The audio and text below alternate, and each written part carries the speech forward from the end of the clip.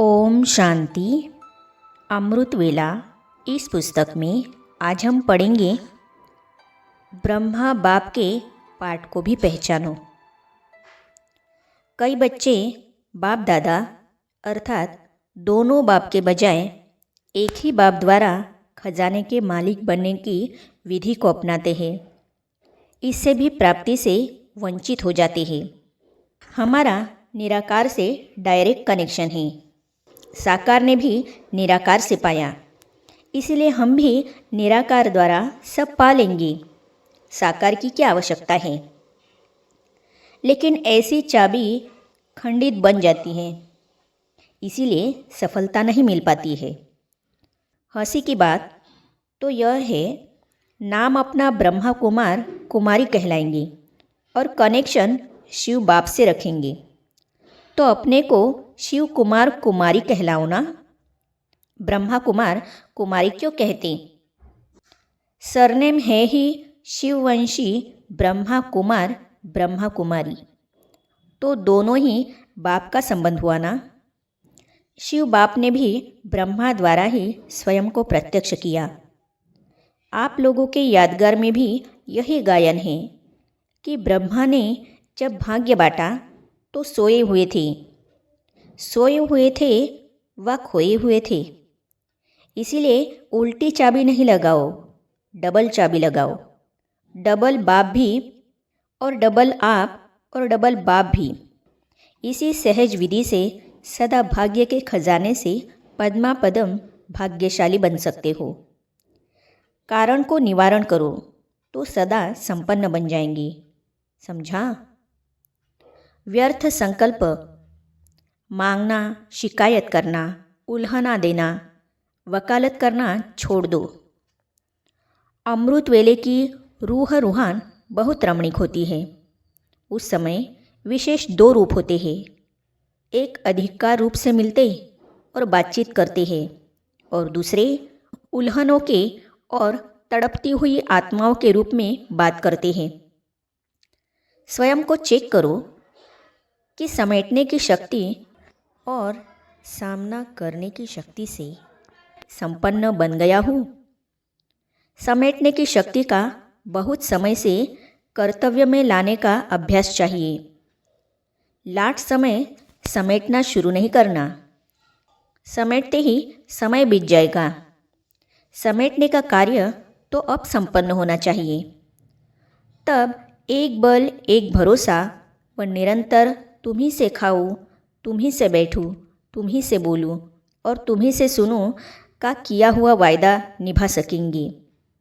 ऐसे नहीं कि 8 घंटे तुम्ही से बोलूं, सुनूं, बाकी समय आत्माओं से बोलूं व सुनूं। यह निरंतर का वायदा है, इसमें चतुर नहीं बनना। बाप की दी हुई पॉइंट्स बाप के आगे वकील के रूप में नहीं रखना। अमृत वेले कई वकील बनकर आते हैं। सतयुग में वकालत नहीं होगी, इसीलिए वकील की बजाय स्वयं का जज बनो, दूसरों का नहीं। बाप दादा को सारे दिन में अमृत वेले के समय बच्चों के विचित्र खेल देखते हर्षित होने को मिलता है। उस समय हर एक का फोटो निकालने योग्य पोज व पोजीशन होती है। साक्षी होकर आप एक दिन भी देखो तो बहुत हंसोगे। कोई योद्धा बनकर भी आते हैं।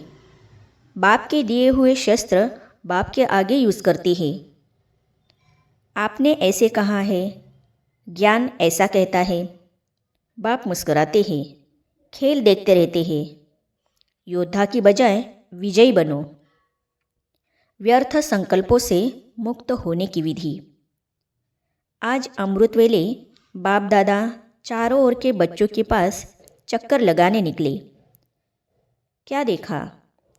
मधुबन वरदान भूमि में खुशी खुशी से आए हुए बच्चे इस ही मिलन की खुशी में और सब बातें भूल गए हैं। हर एक नंबरवार पुरुषार्थानुसार वरदान प्राप्त करने के उमंग उत्साह में थे, और सब तरफ चक्कर लगाते हुए क्या देखा? मेजॉरिटी का शरीर भले अपने अपने स्थान पर है, लेकिन मन की लगन मधुबन की तरफ है। अव्यक्त रूप से योग युक्त बच्चे मधुबन में ही अपने को अनुभव करते हैं। चारों ओर का स्वरूप चात्रक समान दिखाई दे रहा था। बाप दादा ने याद के चार्ट में क्या देखा? पोजीशन और अपोजिशन दोनों का खेल देखा। यथाशक्ति हर एक अपने पोजीशन पर स्थित रहने का प्रयत्न बहुत करती, लेकिन माया की अपोजिशन एकरस स्थिति में स्थित होने में विघ्न स्वरूप बन रही थी। इसका कारण था, पहला, एक तो सारे दिन की दिनचर्या पर बार बार अटेंशन की कमी है।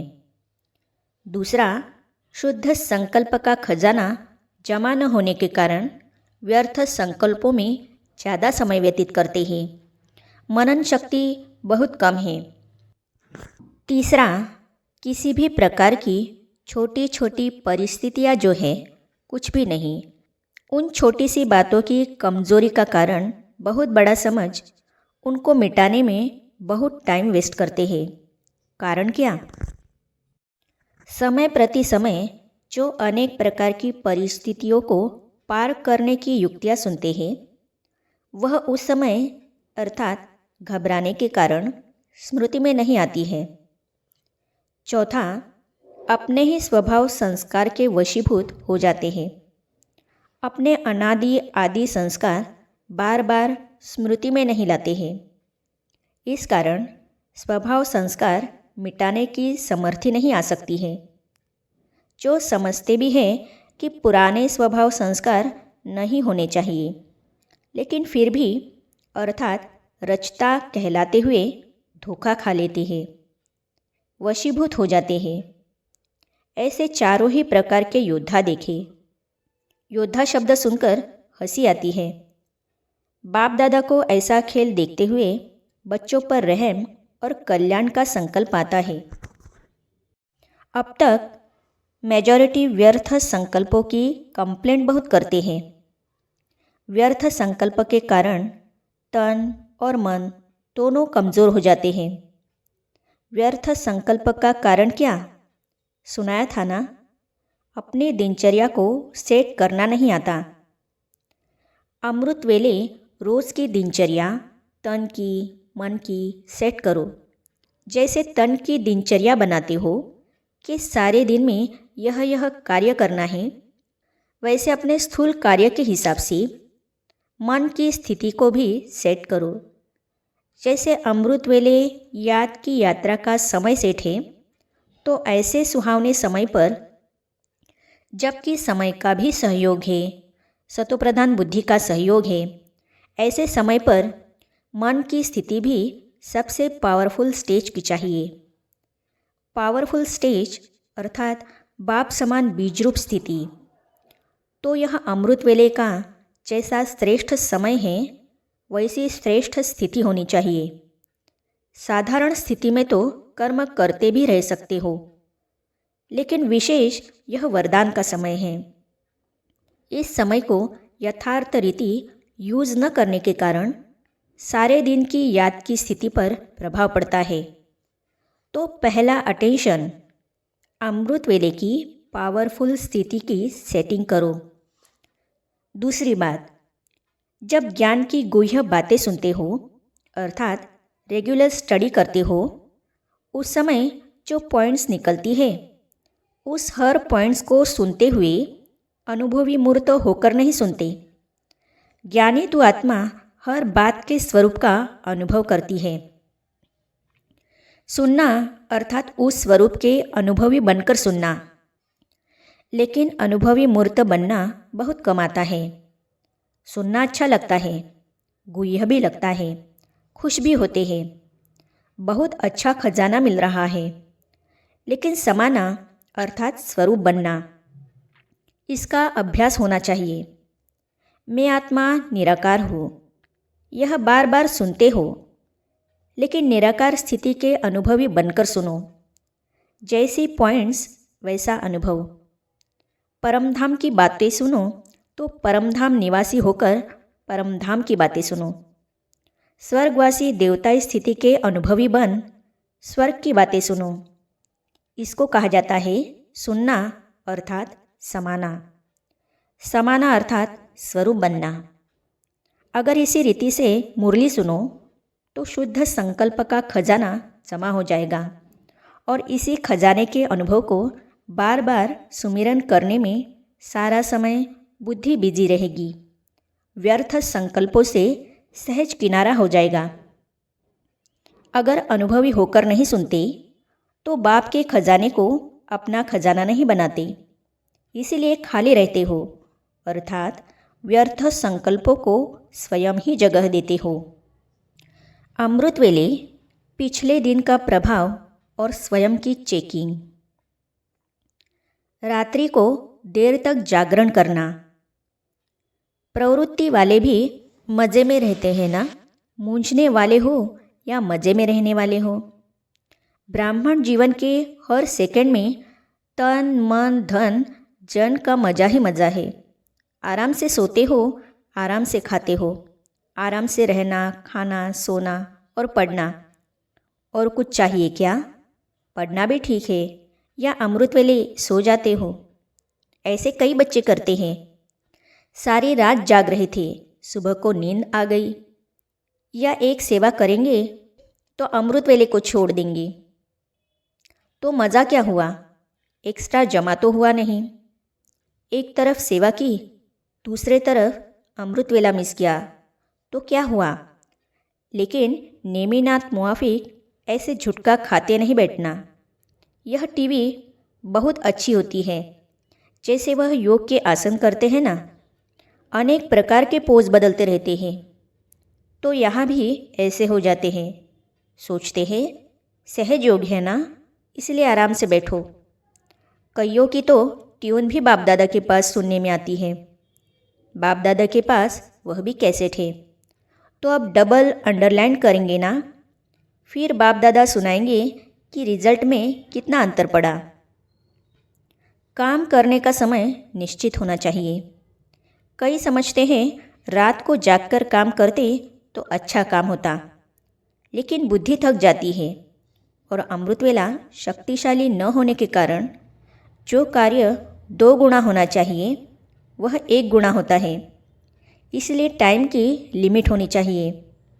फिर सवेरे उठकर फ्रेश बुद्धि से पढ़ाई पढ़नी है। काम करने की लिमिट होनी चाहिए। ऐसे तो बाप दादा बच्चों का उमंग देख खुश भी होते हैं, लेकिन फिर भी हद तो देनी पड़ेगी ना। सदा बुद्धि फ्रेश रहे और फ्रेश बुद्धि से जो काम होगा वह 1 घंटे में 2 घंटे का काम कर सकते हो। जो सेवा याद में, उन्नति में थोड़ा रुकावट करने के निमित्त होती है, तो ऐसी सेवा के समय को कम करना चाहिए। जैसे रात्रि को जागते हो, 12 व 1 बजा देते हो, तो अमृत वेला फ्रेश नहीं होगा। बैठते भी हो तो नियम प्रमाण। और अमृत वेला शक्तिशाली नहीं तो सारे दिन की याद और सेवा में अंतर पड़ जाता है। मानो सेवा के प्लान बनाने में व सेवा को प्रैक्टिकल लाने में समय भी लगता है। तो रात के समय को कट करके 12 के बदले 11 बजे सो जाओ। वही 1 घंटा जो कम किया और शरीर को रेस्ट दी, तो अमृत वेला अच्छा रहेगा, बुद्धि भी फ्रेश रहेगी। नहीं तो दिल खाती है कि सेवा तो कर रहे हैं, लेकिन याद का चार्ट जितना होना चाहिए उतना नहीं है। आगे हम पढ़ेंगे सोने से पहले बाप दादा को सारे दिन का पोता मेल न देने से नुकसान। तो इसे हम पढ़ेंगे अगली कड़ी में। ओम शांति।